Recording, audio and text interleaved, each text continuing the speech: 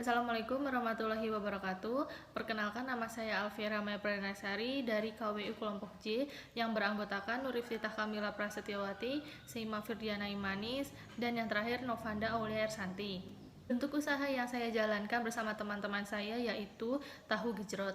Latar belakang usaha yang kami miliki yang pertama yaitu mengurangi kecenderungan orang-orang untuk membeli fast food, yang kedua menciptakan makanan yang sehat dan bergizi, yang ketiga memperkenalkan tahu dengan olahan yang berbeda, yang keempat kaya akan manfaat dan proses produksi tidak memakan banyak waktu, yang kelima harga bahan sangat terjangkau. Sedangkan untuk bidang usaha yang diambil adalah produksi makanan ringan yang lezat, bergizi, dan harga yang terjangkau. Sedangkan untuk tujuan usahanya antara lain mendapatkan keuntungan dari produk usaha tahu gejrot, yang kedua meningkatkan inovasi dalam membuat produk makanan, yang ketiga menarik minat konsumen untuk merasakan tahu gejrot yang berbeda, yang terakhir mencapai target penjualan, memenuhi kebutuhan masyarakat, serta membuka lapangan pekerjaan.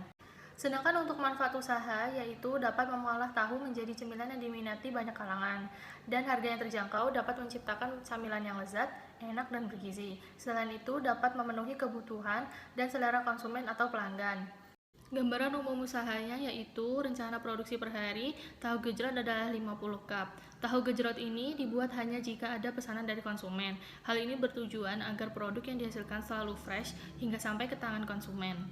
Semua produksi dilakukan sendiri di rumah produksi atau rumah pemilik. Ini ada peluang pasar. Melihat banyaknya kompetitor-kompetitor yang bergerak di bidang usaha yang sama, dengan kreativitas dan keunikannya masing-masing, hal itu tidak membuat semangat kami menurun dalam berkreasi dan berinovasi.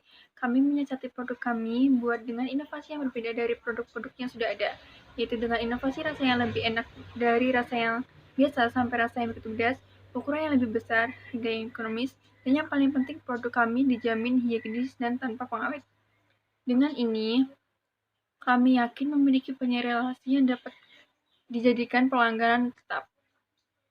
Slide selanjutnya adalah rencana pemasaran. Di sini kita ada 4 rencana pemasaran. Yang pertama, kenali pelanggan. Kami lebih mengutamakan apa yang diinginkan dan disukai oleh para pelanggan. Yang kedua, melakukan promosi produk. Promosi yang akan kita gunakan itu dari mulut ke mulut dan juga melalui media massa seperti brosur. Yang ketiga, menggunakan sarana internet. Kami juga memperkenalkan produk kami melalui media sosial seperti Instagram, WhatsApp, Facebook, dan juga lain-lain. Yang terakhir, menentukan dan memilih lokasi.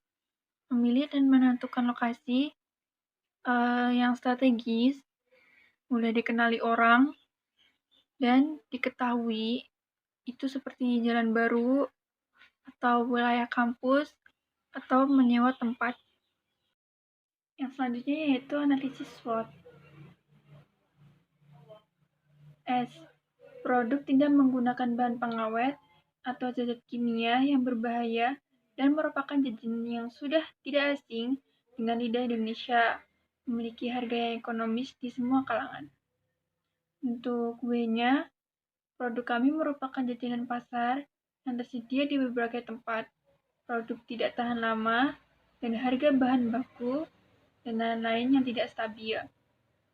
Untuk O-nya, sebagai cemilan, bisa dinikmati semua kalangan usia, tingkat kepedasan bisa disesuaikan dengan konsumen. Masyarakat yang semakin konsumtif dapat mempermudah memasarkan produk. Dan yang terakhir, yaitu T, banyak pesaing di bidang yang sama, produk kami mudah ditiru, sehingga memancing konsumen untuk membuat sendiri. Usaha terancam bangkrut ketika konsumen tidak puas dengan pelayanannya. Komposisi bahan-bahan yang digunakan yaitu 10 buah tahu kopang coklat, 250 ml air, 1,5 sendok teh gula jawa, 1 sendok makan kecap, garam secukupnya, dan asam jawa secukupnya. Bahan-bahan yang perlu dihaluskan yaitu 5-10 buah cabai rawit hijau, 2 siung bawang merah, dan 2 siung bawang putih. Cara buatnya adalah Siapkan tahu goreng yang sudah dipotong-potong, siapkan panci, lalu rebus air hingga mendidih. Masukkan gula dan asam jawa, masak sampai kembali mendidih, sambil terus diaduk. Kemudian, angkat dan saring hasil rebusan gula jawa dan asam jawa. Ulek kasar bawang merah, bawang putih, cabai rawit hijau, dan garam. Kemudian siram dengan rebusan air gula jawa dan asam jawa. Dan terakhir, tes rasanya. Baiklah, sekarang kita masuk ke tahap keuangan. Nah, sebelum kita menghitung tentang keuangan, pengeluaran dan pemasukan, kita sudah mengkira-kira alat apa saja yang akan kita butuhkan beserta harga dan kuantitasnya. Nah, di sini ada biaya peralatan. Yang pertama ada wajan besar, spatula, baskom, pisau, gerobak, talenan, ulekan dan cobek. Seperti yang kita tahu itu sudah satu paket. Kontainer makanan, kompor gas, tabung gas, bangku hajatan, saringan, dan corong. Nah, saya akan menjelaskan apa saja yang pertimbangan kita mengapa kita membutuhkan alat-alat tersebut. Jadi yang pertama, dari wajan besar, kompor gas, dan tabung gas itu kita gunakan untuk memasak tahu. Jadi sebelum tahu itu kita sajikan ke konsumer, kita mengolahnya dulu untuk dimasak. Dan yang kedua ada baskom, pisau, dan talenan. Itu kita gunakan untuk mengolah tahu pasca kita goreng. Spatula, ulekan dan cobek, saringan dan corong itu kita gunakan untuk membuat kuah dari tahu gejrot itu sendiri. Dan yang terakhir adalah kontainer makanan, itu kita gunakan untuk membawa makanan dari rumah produksi ke tempat kita jualan. Dan yang kedua adalah gerobak jualan. Ya, kita membutuhkan gerobak jualan karena kita akan berjualan di tempat yang sudah kita sediakan. Insya Allah itu strategis karena itu tempat tersebut adalah pusat dari semua jajan-jajanan di daerah Ponorogo. Dan yang terakhir adalah bangku hajatan, karena kita tidak mau konsumer kita itu menunggu dengan cara berdiri. Dan harganya habis kita 3.010.000, itu sudah kita cari harga paling murah dengan kualitas yang paling terbaik. Jadi kita tetap mencari harga yang paling ekonomis tetapi tidak menurunkan kualitas dari barang tersebut. Dan kemudian ada biaya habis pakai. Biaya habis pakai adalah biaya di mana itu dibuat untuk produksi kita. Kalau yang tadi kan biaya untuk alat-alat penggunaan yang biasanya kita beli satu kali, dan ini adalah biaya habis pakai di mana kita harus membeli ulang terus tiap stoknya sudah habis. Yang pertama adalah ada tahu, cabai rawit, bawang merah, bawang putih, gula merah, asam jawa, box makanan, garpu kecil, plastik kresek kecil, dan plastik kresek sedang. Untuk tahu, cabai rawit, bawang merah, bawang putih, gula merah, asam jawa itu sudah termasuk kebutuhan pokok dari produksi kita. Jadi itu adalah bahan-bahan wajib, karena kalau tidak ada bahan tersebut produksi kita tidak akan berjalan sempurna.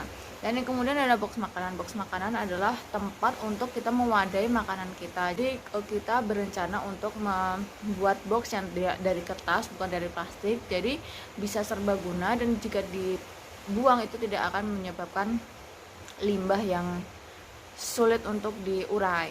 Dan yang kedua yaitu garpu kecil. Karena kita ini ada tahu gejrot premium, maka kita memilih untuk menggunakan garpu kecil daripada menggunakan tusuk gigi karena lebih higienis juga garpu kecil.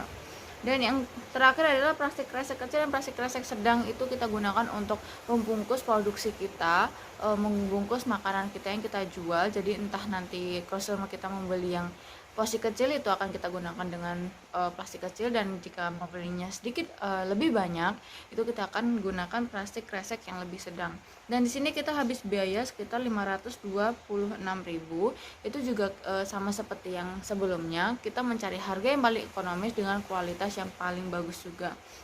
Dan ini semua sudah disesuaikan, sudah di planning, insya Allah tidak akan merugi. Selanjutnya ada total biaya. Yang pertama, total biaya yang dikeluarkan. Biaya habis pakai sebesar Rp526.000 plus biaya tetap sebesar Rp3.010.000. Yang kedua, ada harga pokok produk. Biaya variabel total sebesar Rp3.536.000 dibagi taksiran per bulan sebesar Rp1.500. Yang ketiga, ada perhitungan harga jual. Harga pokok plus laba yang diinginkan. Harga pokok sebesar Rp2.500.000 plus Rp5.000 menjadi Rp7.500. Yang keempat, break even point. Total biaya tetap harga jual sebesar Rp3.010.000 min harga pokok penjualan sebesar Rp5.000 sama dengan Rp602. Yang kelima, pendapatan per bulan. Pendapatan per hari Rp7.500 dikali 50 sama dengan Rp375.000. Pendapatan per minggu Rp7.500 dikali 350 sama dengan Rp2.625.000. Pendapatan per bulan Rp7.500 dikali 1.500 sama dengan Rp11.250.000. Keuntungan per bulan. Laba total pendapatan sebesar Rp11.250.000 min biaya operasional sebesar Rp3.010.000 menjadi Rp8.240.000.